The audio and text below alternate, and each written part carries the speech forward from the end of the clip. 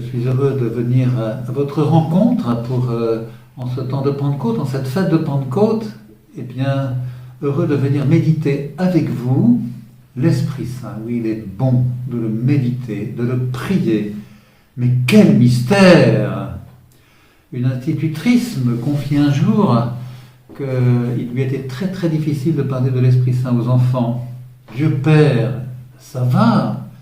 Ils arrivent à se le représenter. Il est bon, il est grand, il est à la fois sévère, il est plein d'amour. Le Fils, eh bien, ils le voient, ils apprennent à le connaître à travers l'Évangile.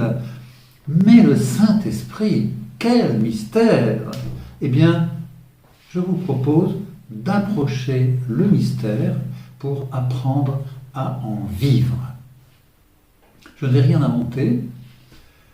Vous savez, ce bon principe que Dieu seul peut bien parler de Dieu, eh bien, je vous invite à vous mettre à l'école, à l'écoute de sa prière, dans les Écritures. Je vais prendre 3 paroles. La première, je la trouve dans l'Évangile de Luc, au chapitre 1.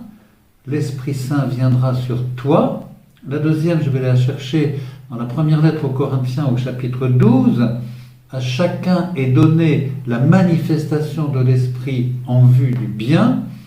Et la troisième, je vais aussi la chercher dans l'apôtre Paul, dans la lettre aux Galates, au chapitre 5. Laissez-vous conduire par l'Esprit. La première parole. L'Esprit Saint viendra sur toi. L'Esprit Saint est une promesse, la promesse d'un don, un cadeau. Vous connaissez cette parole de l'ange Gabriel à Marie dans le récit de l'Annonciation. Nous entendons cette même parole dans le récit de l'Ascension. Nous sommes alors avant la Pentecôte. La parole est adressée aux apôtres et ils entendent cette parole de Jésus lui-même ressuscité. L'Esprit Saint viendra sur vous. Marie, d'une part, les apôtres d'autre part. Que nous dit cette parole? Marie est devant une mission impossible, celle de mettre Dieu au monde. Les apôtres sont aussi devant une mission impossible, poursuivre l'œuvre du Fils de Dieu. Et ils entendent cette promesse, ils l'écoutent, elle résonne en eux, ils lui font confiance. Quelle est donc cette promesse? Cette promesse, c'est tout simple. Rien n'est impossible à Dieu.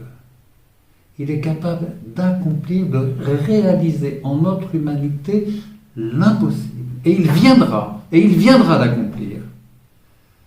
Par la foi, Marie, comme les apôtres, ouvre la porte à la puissance d'amour de l'Esprit Saint de Dieu. Vous pouvez entendre aussi cette prière de Jésus. Je prierai le Père et il vous enverra l'Esprit de vérité. Eh bien, chrétiens, nous croyons en cette promesse. Il viendra. Ce sont les derniers mots de la Bible dans l'Apocalypse, dans les livres de l'Apocalypse. Maranatha, viens, viens. Nous sommes comme une création dans les gémissements, dans les douleurs de l'enfantement. Et nous pouvons affirmer que l'Esprit fait toutes choses nouvelles. Il réalise en nous l'impossible. L'Esprit Saint est une promesse, un don, un cadeau. La deuxième parole, que j'ai citée tout à l'heure, à chacun est donnée la manifestation de l'Esprit en vue du bien. L'Esprit Saint est comme un chef d'orchestre. L'acte de foi de l'apôtre Paul, c'est que l'Esprit est l'acteur numéro 1 dans l'histoire humaine et il en fait l'expérience au sein de l'Église naissante. L'Esprit, ce chef d'orchestre, met en musique une partition.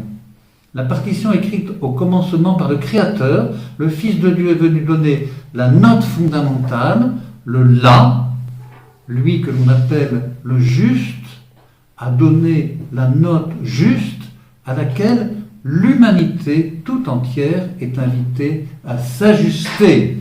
L'Esprit Saint est comme un diapason. Il nous fait résonner cette note fondamentale. Le La, c'est le Christ. Et l'Esprit Saint est comme un accordeur. Il travaille à nous ajuster à cette note fondamentale qu'est le Christ Jésus. Souvent, ça fait mal. Il travaille du dedans, il nous transforme. L'Esprit Saint nous corrige, mais au bout du compte, il comble le fond de l'âme, puisqu'il lui fait chanter une note juste. Sentons bien quand nous sommes ajustés. Voilà.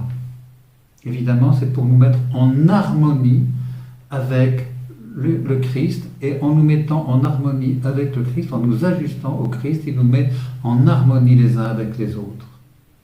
Alors prions vraiment l'Esprit Saint de travailler en nous.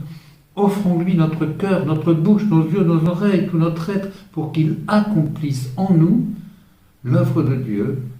À partir du multiple, l'Esprit Saint est capable de faire l'unité, l'un, la communion, l'unité du genre humain.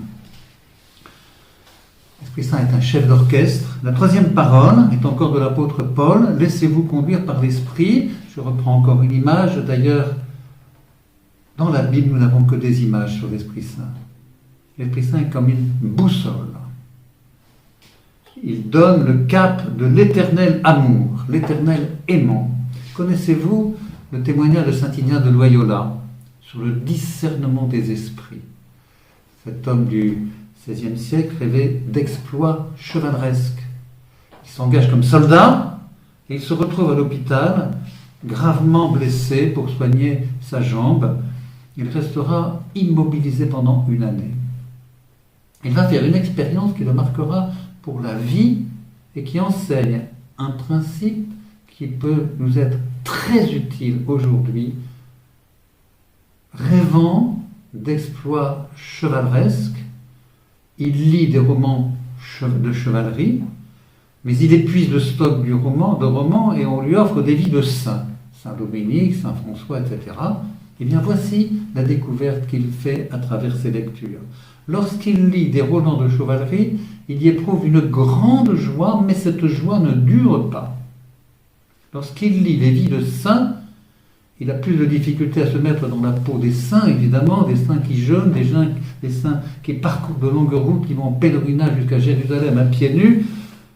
Ça ne l'intéresse pas du tout, mais il s'accroche à cette lecture et il y trouve une joie qui dure. Il découvre ainsi que deux esprits se battent en lui.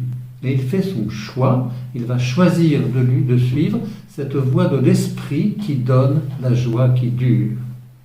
Eh bien, chacun a au fond de son âme une petite aiguille, la petite aiguille de la boussole, cette boussole de l'Esprit Saint. Cette petite aiguille, il peut y avoir des tempêtes, il peut y avoir vraiment des grandes épreuves.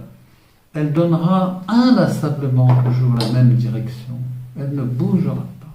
Chacun, au fond de soi, au fond de son âme, a comme une petite boussole intérieure, une présence divine au fond de l'âme. Écoutons cette voix intérieure, prions-le de nous donner le cap du bonheur, le cap de l'amour vrai. Il est de bons conseils d'Esprit Saint dans toutes vos décisions, il est une boussole.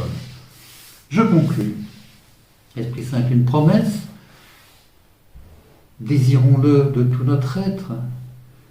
L'Esprit Saint est un chef d'orchestre, ajustons-nous à la note fondamentale de l'amour du Christ. L'Esprit Saint est une boussole, nous le prions. Pour en revenir à l'institutrice qui se questionnait sur l'Esprit Saint, je lui répondrai par une nouvelle image, celle du soleil. Le Père, c'est comme le soleil. Impossible de l'approcher, il est trop brûlant. Nous mourrions. Le Fils est comme le rayonnement du soleil, il illumine tout, il donne la lumière. Il est la lumière du monde, la lumière de l'univers. Il remplit tout de sa lumière. Et l'Esprit Saint, c'est le rayon du soleil. Il s'adapte à chacun, il vient de Dieu, il a la source en Dieu. Il s'adapte à chacun pour réchauffer chacun de nous de la tendresse de Dieu et l'éclairer de sa divine sagesse. Alors je vais vous dire cette petite prière que je dis très souvent, plusieurs fois par jour, et particulièrement dans cette neuvaine à l'Esprit Saint que nous venons de vivre, cette prière: Père, au nom de Jésus, donne-nous ton esprit. Voilà. Bonne fête de Pentecôte.